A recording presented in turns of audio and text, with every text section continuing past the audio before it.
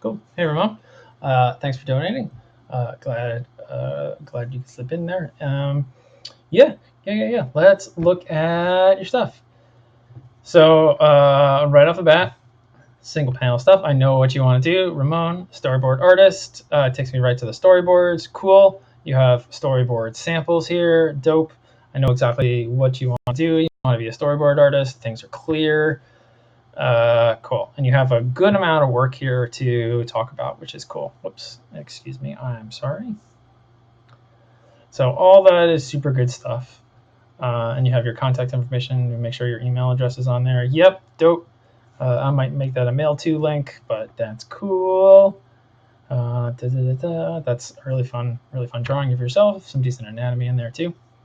So let's dig into the storyboards. Cool. Let's dig into. I'm going to assume that this is this first sequence. That this is the sequence that you're most proud of, and I'm gonna look at it. Okay, so first thing, single panel your board, single panel, and click through. What is this? A series of images? Oh, okay. All right, so I can arrow through here. All right. Not too bad. Um, the fade transitions are not that great. So I would um, find some storyboarding or some display widget that allows you to look at single panel and flip through them quickly and to just pop to the next frame because crossfade transitions aren't the best. And also, if I didn't move the arrows or hit the arrow keys, I would not know that I could flip through this. And the first thing I would be doing would be looking at it like this. And this is a terrible way to look at storyboards. I mean, I can tell what your drawing is like, but I can't tell. It's much harder to tell what your filmic sensibility is like because I'm not sure how I would have to bounce my eyes between this and this to understand how that cut is going to work. Which just to be frank, kind of wastes recruiters' time because they have to look at this and then look at that. Uh, yeah, I would just single panel the boards, find some SlideShare, Scribd, something like that to single panel the boards and be able to flip through them, or somehow adjust this widget, whatever this is using. This is Squarespace, right? Yeah, Squarespace. Whatever widget you're using to make the arrows appear so that I could click on something and that I know that I can go left and right by here. So I can go single panel through. So cool. Cool. I'm assuming this is probably about jealousy.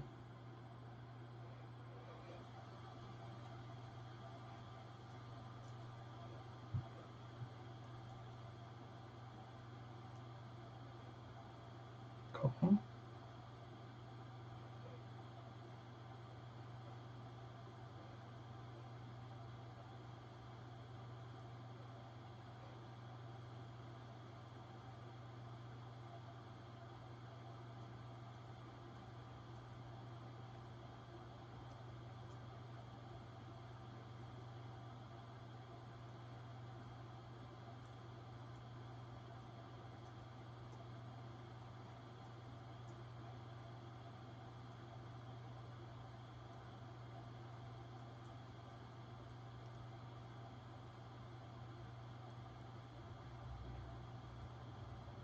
Okay, cool. So that's a nice little sequence.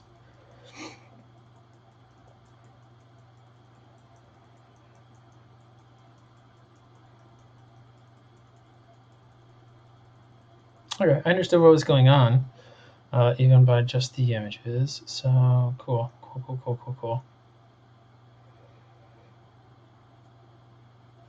So cut to the cat's POV.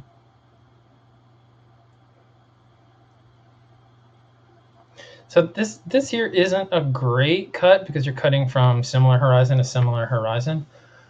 Also, it doesn't quite feel like a point of view shot. Where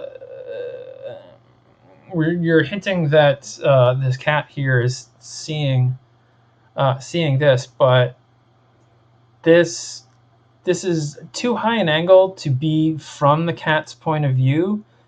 because this feels like the cat is like, so you've put the camera kind of, I guess, maybe like 3 feet in the air, just based on where the horizon line is, and that's somewhere around here, around the mid level of the couch. So it feels like the shot is where the camera is about 3 feet in the air, which is too high to be a cat.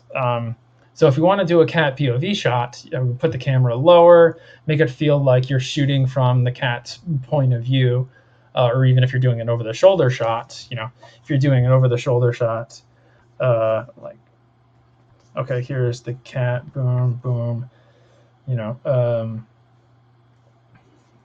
they're kind of looking up there, and the baby, I'm like, oh. And then there, and then there's that, and then the grid is kind of like here, so they're looking at the baby here, or I guess my framing would have to be different and not so shitty, and there's the baby there, excuse me, and there's the dad there, and his legs are here. So I would drop the camera so that it really feels like it's from the cat's point of view.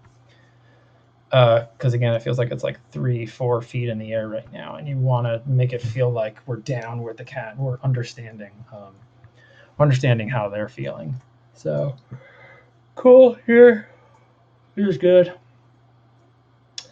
So why have 2 cats here? If you're not gonna pay it off, why not just have 1 cat? Because when the cat comes back, the very next day, when the cat comes back, there's no one in the cat bed, and the cat has brought the mouse.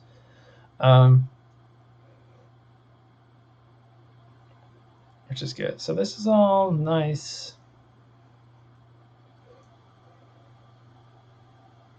This is all nice. I would here, to make it clear that we're going to a cat fantasy, I would, rather than having them look up left, because the way that you're treating these flashbacks, it's like the cat is remembering. I would have them kind of look off longingly, not in a specific direction, and then I would start pushing in to make it clear. Start pushing in to make it clear that we're going into their head, because then we're literally putting the camera into the cat's head. And a slow push in would reveal that, and I would probably do a slow push into a cross dissolve to make it clear that these 3 images are what the cat is thinking of. Oh, excuse me. These are nice. Oh, there are arrows there. How did that happen? Oh, okay. Well, never mind what I said before. I guess. All right. Weird. So as far as character geography here, because you had the cat. Now, get me if I'm wrong. So this shot makes it feel like the cat came out of this door, because the cat is walking away from something. So it makes me feel like they came out of this door and are walking around. And then we cut down to the mouse. Cool. We get some nice mouse expressions. Dope. And they're, solid drawing there. So the construction is pretty nice.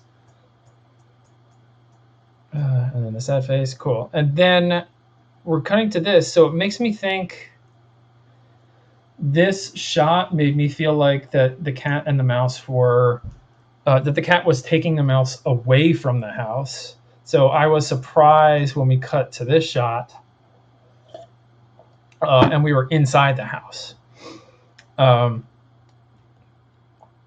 Because I thought the cat was gonna take the mouse elsewhere, and it's not a type of like good surprise where it feels like a misdirect. I would also watch your perspective here, unless the back of the cat bed here is supposed to be higher than the front. Unless it's supposed to be higher than the front, according to the way that you've drawn the perspective here, like it should look like that. Excuse me, my really shitty drawings here. It should look like that, and that would cut in there, and that would cut in there, and then like this would be the back. This would be the back. So we would be looking up on this solid. So there's there's the perspective there, and there's the perspective there. So if this is supposed to be higher than, like taller than this, I would do some different drawing to show that. And again, I would probably put the camera just a little bit lower, just to get us more into a cat's point of view, because this is feeling a little high. And then this is a nice shot. This is really cat point of view. And let me push into her. Cool. It's a nice expression. And then that to that, again, you're cutting similar horizon. The horizon line is in the same third of the screen, and that just makes the shots feel samey, and it makes the sequence feel less dynamic.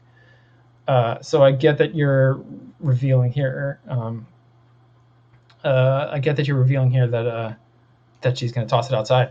I might start really close on this mouse. I might start really, really close, and just get a little bit of the hand there, and then actually, I would just have the table there, or just the hand there, or there, and have the mouse there. Start really close on it. And just do an extreme close-up of that, start really close of it, and you just pan the background, and then you cut to this wide shot to reveal that she's gotten to the door. Just as sort of a way to break up your shots, and then she tosses it. And also, it kind of looks like the cat, or that from there to there, it kind of looks like that the mouse is flying. So I would not hide her arm here. And this is a really dumb thing, but I would not hide her arm here by the mouse, because I want to see the change in her arm to make it clear. And all I see here is the hand. I want to see that change in the arm to make it clear that this mouse is flying off and that she tossed it.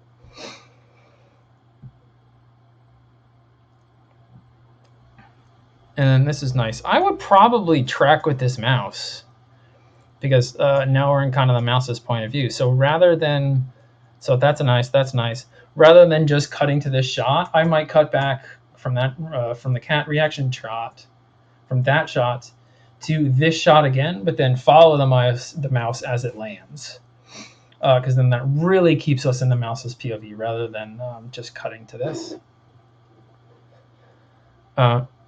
And also, that doesn't quite feel like a look back. That doesn't feel like a look back to the cat, because the way that you had set up your shots, here's the cat, here's the mom, mouse traveling this way, mouse lands there, and you're shooting from here, right? You're shooting from here on the mouse. So when the mouse is looking this way in that shot, it was looking this way, and then it kind of looks this way. It makes it feel like the mouse isn't looking here. So what I probably would have done. Sorry, my keyboard shortcuts all over the place in Storyboard Pro. So what I probably would have done is have it look back like there, and then and then cut to the mouth, or cut back to the cat, or seen enough, or done the shot where it's landing, and then have it land like here, kind of 3/4 away from camera. Oof. and its head is right here. Like its head is right here. And then when it looks up, it kind of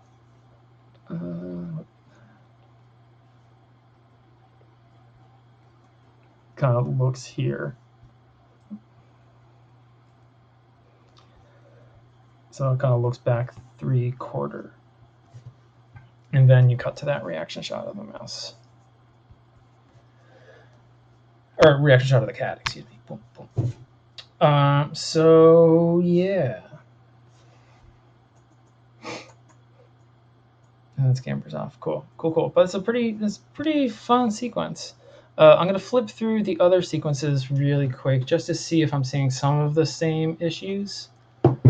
I'm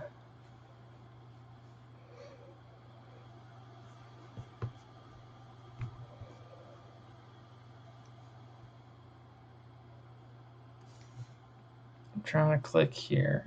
This is probably my computer. This probably isn't. Cool. Yeah, I thought so. Looks back. That's a little weird. Yeah, that's a little weird because he's fully turned around here. So unless you're cutting on action, you want to start this as a body turn.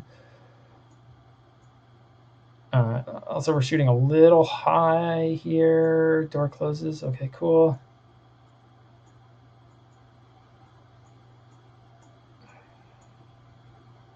All right, jump the line here. We're cutting all the way around. So it's kind of a bad cut.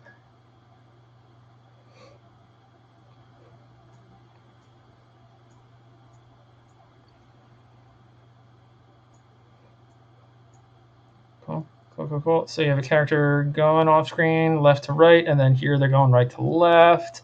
Again, that's caused by your cross-cutting, by you jumping the line. You want to be really, really, really careful when you are cutting, when you have kind of a triad here, like if this is the building, and you want to be really, really careful if you're going to shoot here and then shoot here. Like it's one of the toughest things to do, and everybody loves this shot where you're looking up at something and you're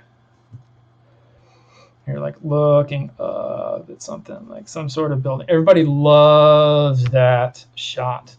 But it's really, really hard to pull off a crosscut, or really, really hard to pull off the opposite shot because your characters are flipping, because you're basically right on axis, because your axis now is here, right?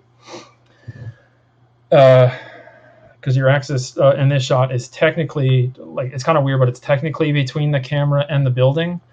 So you have like your line of action is here. There's no cutting over here. There's no cutting over here unless you move the camera somewhere to reveal and you go behind them. There's like cross-cutting like this. You have no zone of action.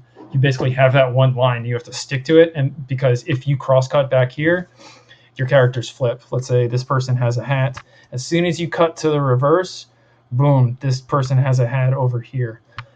So if you have like two characters looking up at this thing here, you can sort of get away with it if these characters are really close to the foreground and in soft focus, and you can get away with the cross cut from here to here. But if you have characters that are like even close to the frame where you can see the full thing, cutting then to here is horrible because your character here, who was on the left side of the screen, is now on the right side of the screen, and it jumps all over the place. And it feels like you're kind of hitting the audience in the face with your camera turns. So you got to be really, really, really careful on cross-cutting like that.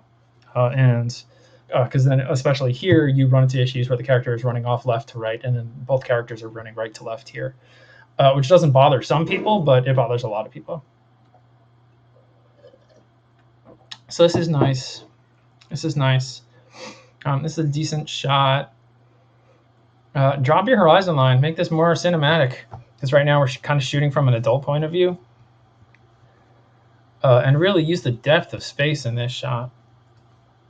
I mean, I would probably, if it's a haunted house, I would probably, cant the angle just a little bit.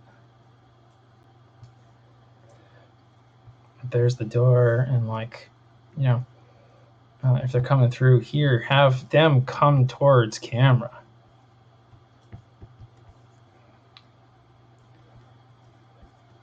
Because that tends to be more cinematic whenever you play with space. And I'm assuming this is supposed to be relatively cinematic and not like regular show, because the things that you're dealing with. But this is starting to feel like front three-quarter proscenium, like any sort of Family Guy, not The Simpsons, because The Simpsons is more filmic, but any sort of Family Guy regular show, kind of TBS daytime comedy. And then again here, you're shooting from really high an angle. Here's okay, but I would put the camera even lower. So you're shooting from like an adult point of view here, and these are a bunch of kids. So it takes us out of the kids' point of view because we're shooting higher. This is a decent shot, but again, I would drop the camera even more to make it feel like we're really shooting from the kids' point of view. That's a fun shot. But then this is a little weird because the alien is under the stairs, right? And it's obvious that these stairs have a separation. It's not obvious in here that the stairs have a separation, and also I would think that the alien would be in here. So if you're going to hide the geography there, you got to make it really, you got to really put them in shadow there. Because then I'm kind of confused how he's there, and then you do the counter shot here, and he's not there, or she, or they. And cool, this is some nice depth work, but again, if you had dropped the camera and dropped the horizon line, this would have been even more filmic. Okay, here's where it's going to show up. She looks around. Okay, that's a little weird because she looks around and then now she's fully turned around here in the reverse cut. I was expecting her. I would do an A pose on here so that you continue the action if you're going to do that. Whoa, crazy. Okay. Oh, that kid would have hurt herself. But cartoon. Again, drop the camera. Drop the camera. Drop your horizon line so that this is all more filmic. They can really play with space.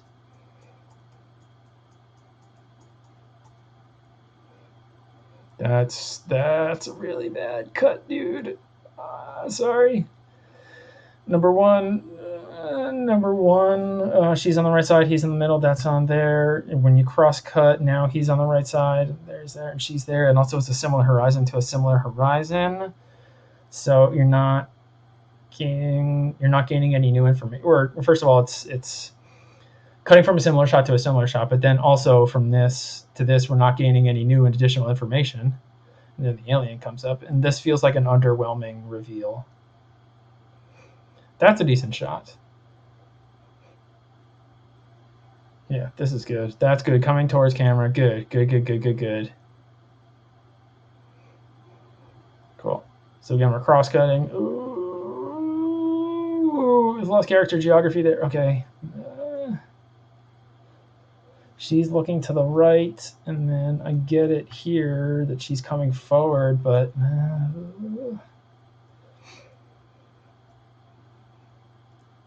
then he's moving. I'm not. Oh, so she's jumping up. Oh, so she's jumping up and down, but he's behind her. And in this previous shot, you established that he's closer to the alien, so you've got some character geography problems. Yeah, I would really, really concentrate on your character geography and where you're putting the camera, down to doing overhead layouts. And if you can find some overhead layouts of how Spielberg plans out his shots, so you can correspond those layouts with what the actual shots are. I would really recommend looking at that. Something that I keep recommending is looking at Star Trek: The Next Generation and watching bridge scenes with the sound off, and really looking at where they're putting the camera, why they're putting the camera there, whose point of view we're in, etc. Because that show does a great job of making bridge scenes, which are essentially conversations, dialogue scenes, really, really filmically interesting. Because they keep bouncing your attention from place to place. And also, I would look at those scenes and do overhead maps and watch what they're putting the camera and draw other setups so that it's clear where the 180 degree line is in every single shot, and where the camera was in the shot before and where the camera is in the shot previously and where the line is, because then you'll really, once you start thinking in 3D space, then you'll really understand how to put the camera in a place that is interesting for the audience and puts them in a character's point of view, and preserve character geography. So I'd really dig into those, into simple scenes, that I would watch them with the sound off so that you're not distracted by the story.